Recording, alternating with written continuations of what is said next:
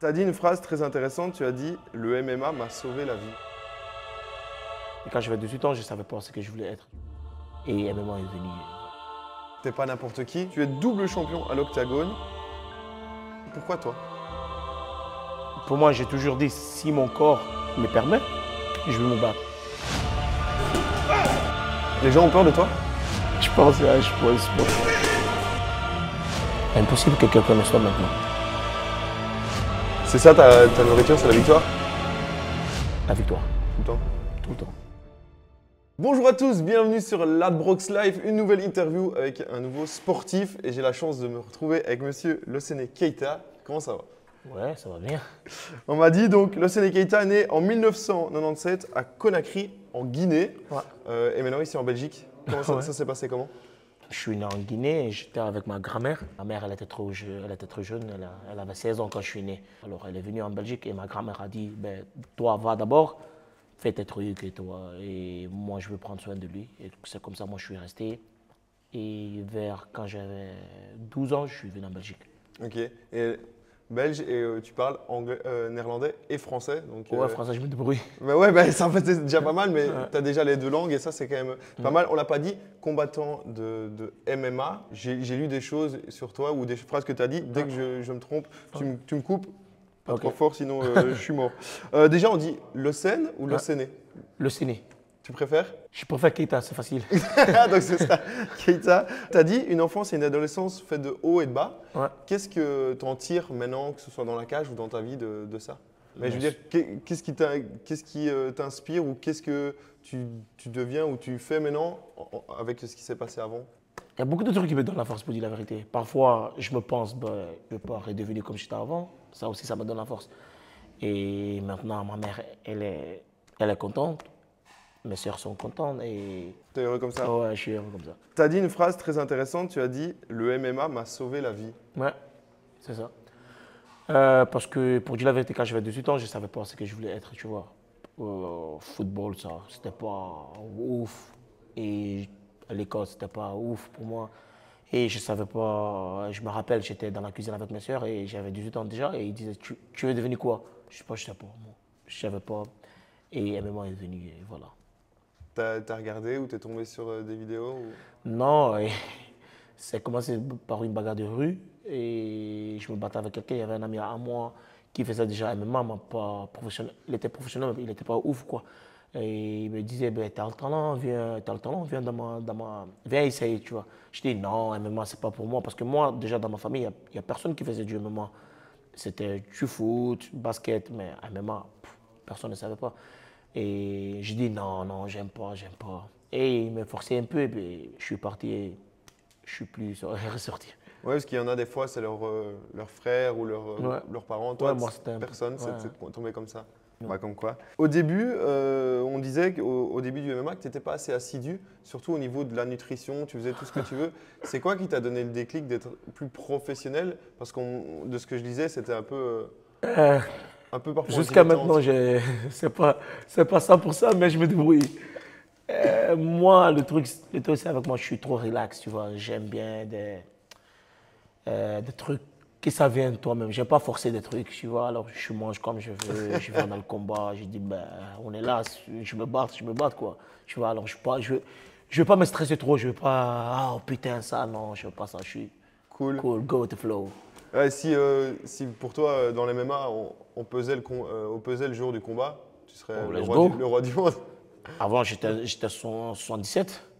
Je me battais en 77 et mon poids dans la rue, c'était 75. Alors, pour moi, ouais, limite, c'était undercut. Pour moi, c'était pas… Et qu'est-ce qui t'a donné un peu le déclic de dire, bon, je vais quand même faire attention au niveau… Tu t'es rendu compte que tu es plus fort dans les autres catégories? Ouais, parce que d'abord, on m'a dit que je suis un frère 66. Je suis parti au Octagone, je vois des combattants comme Ronnie et tout. Ben, ils sont comme ça, tu vois, ils sont minces. Et le jour de combat aussi, ils sont trop lourds. Et je me suis dit, ben, peut-être qu'il y a le temps de faire les choses sérieux.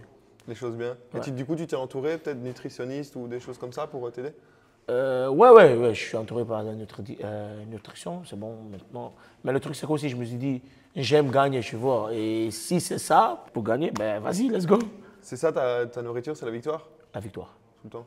tout le temps. Quoi qu'il arrive. Même si on joue aux cartes ou quoi, tu vas. La victoire. La victoire. J'ai lu aussi des débuts prometteurs, mais on te disait tu manquais un peu de panache dans tes premiers combats. Ça manquait un peu de show, Ouais. d'impact. Qu'est-ce qui a changé au moment où. Moi-même, je sais pas. Manque d'expérience peut-être au début. Manque d'expérience. Parce que parfois, je me rappelle mes premiers combats, il y avait des combats que je mettais 4 knockdowns. Et je finis pas le combat, tu vois. C'était dinguerie. Je mettais 4 knockdowns et je finis pas le combat. Et maintenant, ça vient tout même. Je cherche même pas le chaos, ça vient.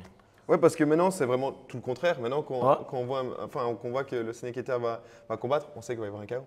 Ouais, mais je pense mes 10 derniers combats, j'ai eu seulement 2 décisions. Maintenant, alors Ah qu'au ouais, début, maintenant, alors ça- qu'au début, c'était. Ah ouais, Tu as commencé par quelle Même décision en amateur, j'ai eu 8 combats en amateur. Sur Tapologie, ils en ont mis 3. Ouais, 3, mais j'ai eu 8. 8, j'ai fait seulement 2 TKO. Ok. En amateur, c'est rien. Pour moi, c'est rien. Tu vois, et j'ai eu seulement 2 TKO. Pro, jusqu'à 6 euros, j'avais juste 1 ou 2, je pense. Ok. Je n'avais pas beaucoup de finish. Et maintenant, Maintenant, ça vient tout seul. et voilà, comme quoi. Tu as été notamment remarqué par Kamaru Usman. Ouais. Il t'a contacté ou il t'a Non, félicité sur les réseaux? Ça, c'est parce que c'est quand même pas un nom, c'est un nom qui Ouais, compte. à ce moment, c'est pas lui qui m'a contacté. Je pense qu'il s'est entraîné avec quelqu'un et c'est lui qui m'avait la surprise. Il m'a envoyé une vidéo de Kamaru Usman et ça m'a motivé beaucoup. Ça fait partie des exemples que tu as dans le combat. Peut-être pas dans le style, mais dans la personnalité. Ouais, il a été champion et il était dominant.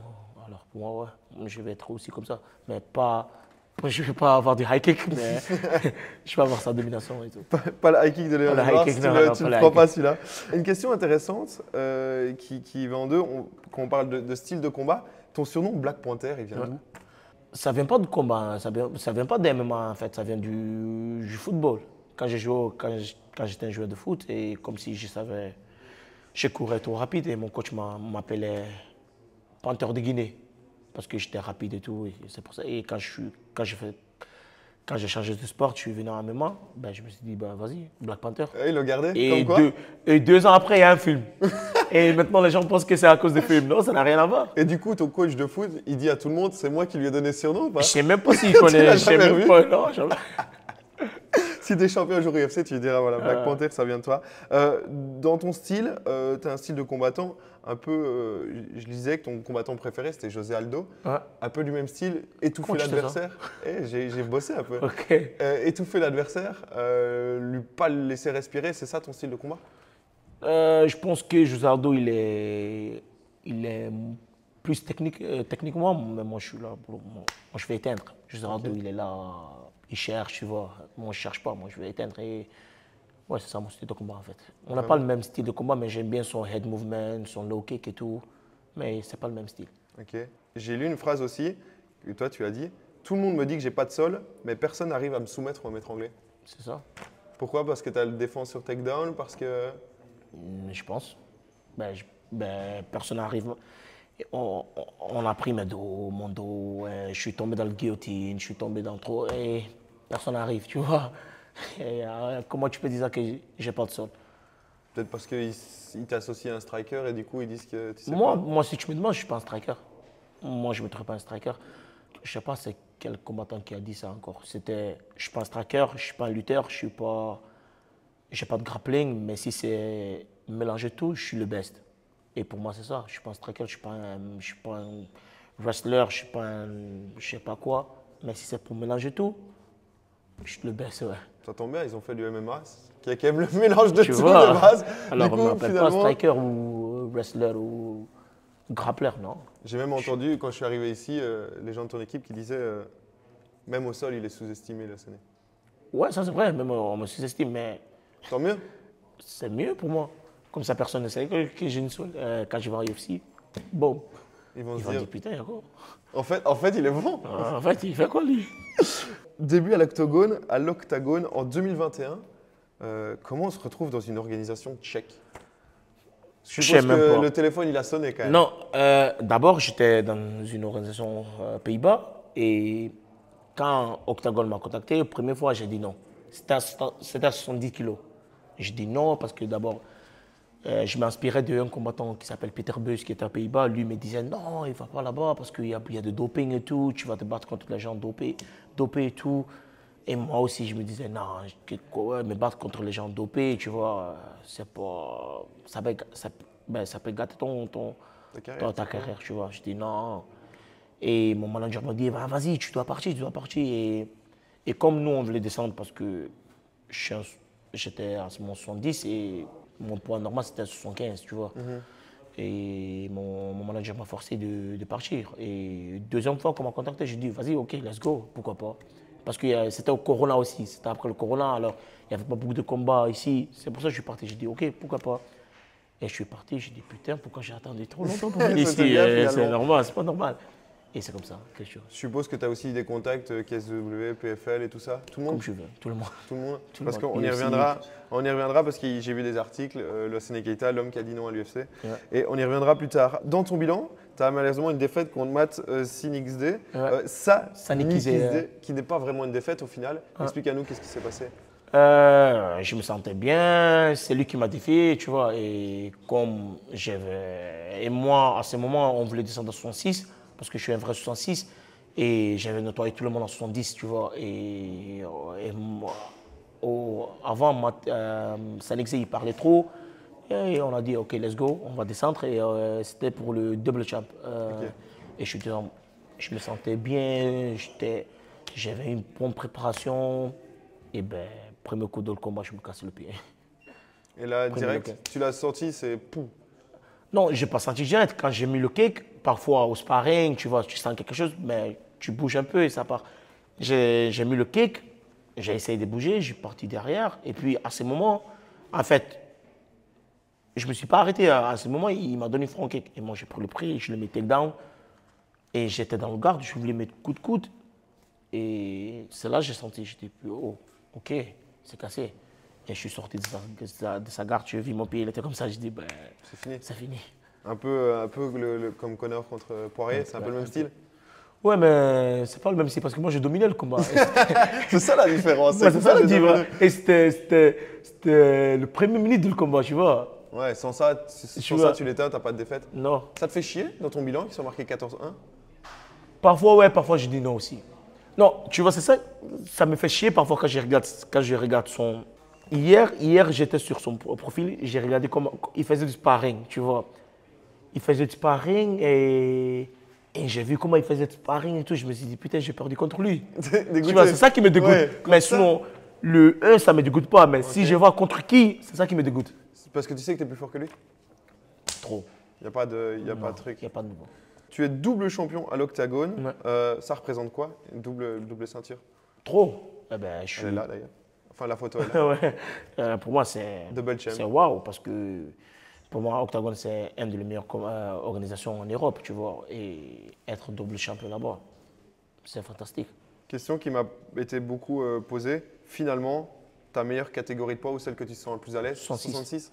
Et pourquoi tu vas en 70? Parce que c'est un tournoi maintenant. C'est un tournoi de 1 million et pour ça, je suis pas grave, je peux pas. On va venir.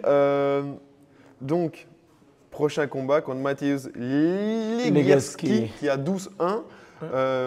Explique-nous cette histoire, un tournoi à 1 million, tout le monde parle de ça sur Twitter, le Séné en route pour être millionnaire. Legerski, c'est un bon combattant, il a un power et tout, mais avant, quand j'étais champion en 70, je voulais déjà l'affronter, il ne voulait pas m'affronter. Et il me disait chaque fois, tu es trop fort, je ne veux pas t'affronter maintenant, blablabla, blablabla. Et maintenant, ouais, on doit s'affronter. Du coup, tu te retrouves dans cette demi-finale. Et si tu vas au bout, tu remportes le prix d'1 million d'euros, c'est ça? Ouais. Et qu'est-ce que j'allais dire? Et pour toi, c'est sûr, ce sera la victoire, il n'y a pas de doute possible. Avant, je n'étais même pas sûr d'être dans le tournoi. Et puis, je me suis blessé aussi. Et maintenant, je suis dans le tournoi, et je suis monté de poids et je suis arrivé jusqu'à demi-finale. Il n'y a personne qui peut me stopper maintenant. Ça sera dommage de faire tout ça. Et mon premier combat dans le tournoi, même, je n'avais même pas eu de préparation presque. J'ai eu peut-être 4 semaines de préparation parce que je me suis cassé le pied. Et maintenant, je suis demi-finale. Impossible que quelqu'un me stoppe maintenant. Au niveau des dates, donc ici le 21, ce sera à Born Berlin. et ensuite la finale le 29 décembre Ouais, à Prague à Prague. pour ça. tout. Tu m'as dit en off, je peux on va dire le dévoiler, sur ton ordinateur, les dernières recherches, c'est les combats de ton futur adversaire. Ouais, les risques. Et tu connais tout. Les risques. Je sais comment ça va se passer. J'ai envie de parler du MMA en Belgique. Ouais. On sait qu'il y a des stars qui montent comme toi, comme Patrick Abirora, comme Oki Bolaji qui est encore à l'heure actuelle le seul combattant belge à l'UFC, comme Youssef Bouganem aussi qui fait du MMA. Ouais. Est-ce qu'il y a une sorte de pacte? On sait que par exemple les Daguestanais ils n'aiment pas s'affronter. Est-ce que entre Belges vous essayez de vous éviter ou toi on vous dit de combattre, vous combattez? Ça, ça, je sais pas. Ça, je sais pas. On dit là, à ce moment, je sais pas. Mais OK, là, au UFC, Patrick au Ares, moi, je suis au Octagon, alors. Vous vous soutenez mutuellement? Ouais, moi et Patrick et OK, je me suis entraîné avec eux et tout. Non mais je veux dire, ils vous envoient, tu envoies des messages, si Ouais, les ouais, gars qui ouais, sont combat, tu parfois, regardes ouais, les combats et ouais, tout ça. ouais, Vous êtes ouais, quand même ça, ouais. fort connectés? Ouais. Parce que je suppose, comme il disait, en Belgique, pour trouver des gens, on va dire, de ton niveau pour combattre, c'est pas facile. Non, c'est pas facile. Même, Le tour est vite fait. Même pour sparring, c'est pas Ouais, c'est facile. ça. Du coup, tu fais comment? Tu pars? Semaine passée, j'étais en Pologne, Red Dragon, club de Gamort et tout. Et, ouais. Tu vas se parer là-bas. Ouais. Sujet qui m'a beaucoup été soufflé, tu te doutes, l'après, l'UFC, Dana. Quand on dit le Sénécaïta est l'homme qui a dit non à l'UFC. Ouais. Tu m'expliques? Ouais, ben, UFC m'a contacté, ça fait 4 fois déjà. Et... C'est directement Dana qui téléphone? Non, c'est Shelby, Ok. pas Dana. Ils m'ont proposé 2021 au UFC Paris contre Pharisien. Mais l'argent que tu sais, c'était pas. Non, c'était trop. Et Octagon, je suis un grand star là-bas. Je suis presque le king de l'organisation et tout. Et tout le monde m'adore. Je suis chez moi là-bas. Et moi, je me suis dit, je ne peux pas laisser ça pour 12+12, c'est impossible. Et voilà. Par contre, combien de combats avant de te voir à l'UFC? Il te reste combien de combats? Moi, le truc, c'était que je ne vais pas partir à l'UFC pour l'argent, tu vois. Et moi, le truc, c'était que, OK, en 2021, imagine, je pars à l'UFC, je prends l'argent à côté, tu vois, c'est chiant, tu vois. Ouais. Après mon combat, 12+12, tu payes taxes, tu payes tout ça, t'as rien, grand-chose. tu vois. Moi, je me suis dit, OK, Keita, t'es jeune, faire quelques combats, mettre l'argent à côté, et comme ça, va à l'UFC. Même si tu commences 5+5. Ok. Comme disait, ben, c'est Patrick qui disait ça. Ouais. J'irai à l'UFC quand j'aurais pas besoin du MMA pour vivre, Ouais. finalement. Non, pour moi, pas ça, mais je veux juste avoir un peu de l'argent. Imagine si, tu vois, dans la vie, tu sais jamais, tu peux marcher, tu peux casser des pieds. Imagine si quelque chose arrive, que j'ai quelque chose que je peux commencer, tu vois. Juste ça.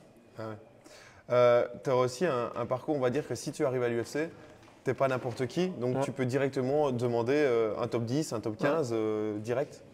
Ouais, direct. Ce que Oki peut-être aura plus de mal, vu que lui, il a un parcours qui est plus, il sort des Dana White Contender Series. C'est un choix aussi de se dire, j'arrive dans l'organisation, mais comme je ne suis pas n'importe qui, ils ne vont pas me proposer n'importe qui. Ben moi dans ma tête, je demande Josh Amish, tu vois, moi je suis là, je vais dire au début. Qui a un bon knockout power aussi. Hein. Ouais, Une moi droite, aussi, une tu droite, vois, une droite. je ne veux pas partir au UFC pour être gagner, perdre. Moi, je veux vraiment devenir champion, et pas champion, double champ. Tu vois, pourquoi? Parce que si tu mets dans ta tête que tu peux être double champ au UFC, il y a moyen que tu peux avoir une ceinture, tu vois. Moi, dans ma tête, c'est comme ça. Ou deux, Ou les deux. à la Connor. Pourquoi pas? Pourquoi trois? Sky is the limit. Est-ce que tu te vois battre des gars comme Ilia Topuria ou Islam Makhachev qui est Topuria, qui est le champion actuel de l'UFC de ta catégorie? Islam Makhachev, c'est un peu. À ce moment, c'est un match-up difficile pour moi. Parce qu'il va t'emmener au sol. Ouais, pas à cause de ça, il est grand, il est costaud et tout, mais il a tout pour il y a moyen. Ouais, tu te vois battre Ilia Topuria. Ouais, moi je me vois battre il a tout pour Et je pouvais vous dire ça, c'est sûr, parce que. Mais c'est pas. Normalement, l'année passée, je devais partir pour l'aider, pour son combat contre Just MS, mais j'ai. Ah, il t'a demandé de Ouais, mais venir je me l'aider? suis cassé le. Non, je me suis pas cassé, mais c'était un peu. j'étais un peu blessé, tu vois. Alors, je ne pouvais pas. C'est pour ça. Sinon, Comment ça se passe? Il y a des combattants UFC qui t'appellent et qui disent viens m'aider, viens. Ouais, qui invite parfois, ouais. T'en as déjà eu d'autres? Des Ouais, noms comme que tu connais? Ludovic m'avait invité aussi. Ludovic, il est 6-2 à UFC. Ok. Et il m'avait invité aussi pour partir. T'as des contacts beaucoup quand même avec les combattants de l'UFC? Ouais, T'es craint? Pardon? Les gens ont peur de toi? Déjà à l'UFC, tu crois? Je pense, ouais. Ils se disent, pas tant qu'il arrive. Il Il nous reste 2 ans tranquille et puis après le ciné est là. Je te propose, donc on a prévenu qu'on venait de t'interviewer et t'as beaucoup de fans et beaucoup de fans qui nous ont posé des questions, donc je vais te poser des questions vite fait des fans, comme ça tu peux répondre vite. Comment tu arrives à gérer l'émotion des supporters? Parce que quand tu arrives, alors que c'est une organisation tchèque et que tu es belge, tu as un support énorme. On gère ça comment? Ouais, je sais pas comment te dire, c'est incroyable. Parfois, dans mon record, j'ai envie de pleurer, tu vois.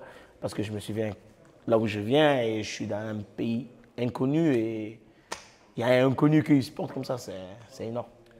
Et comment ça se fait que toi? Pourquoi toi? Je sais pas. Je me demande parfois aussi pourquoi moi. Le smile, peut-être la façon de combattre? Peut-être le swag, je sais pas. On me demande, la question c'est ton cutting le plus dur et comment tu gères le cutting en général? Ça n'a pas l'air d'être trop compliqué les cuttings. Parfois, ouais. Mon cutting le plus dur, je pense que c'était mon dernier combat au featherweight contre Nico Samsonizé. C'était mon cutting le plus dur, ouais. Parce que je me suis trop laissé partir. Il a fallu perdre beaucoup d'eau. Ouais. Comment tu gères les enchaînements de camps pour l'octagone? Parce que tu combats souvent, il y a des gens qui combattent, on me disait, Oki Bolaji finalement, il a quasiment combattu que 2 fois en 1 an et demi. Toi, avec l'octagone, tu combats beaucoup. Comment tu gères à chaque fois ces camps? Il faut partir, c'est difficile? Non, pour moi, c'est mieux comme ça. Comme ça, pour moi, j'ai toujours dit, si mon corps me permet, je vais me battre. Et moi, je suis quelqu'un, je ne peux pas rester... Imagine 6 mois sans combat. Bon. Tu dois être actif? Non, ouais, je dois être actif.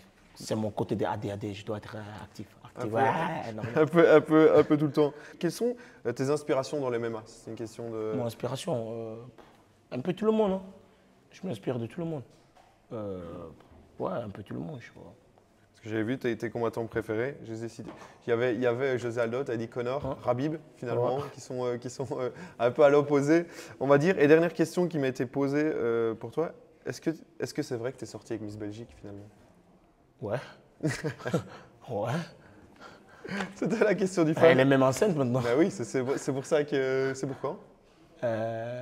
N'importe quel moment maintenant. Ah oui, ça peut être... Bon, les téléphones, ouais, ça peut être maintenant. Ça peut sonner maintenant, ça va poser. Je te propose un dernier jeu pour finir cette interview. Je te donne le nom d'un combattant et tu me le cites, tu me dis en un mot ce que tu penses de lui. Okay. Ou tu me dis en un mot. Saladin Parnasse. Mbappé.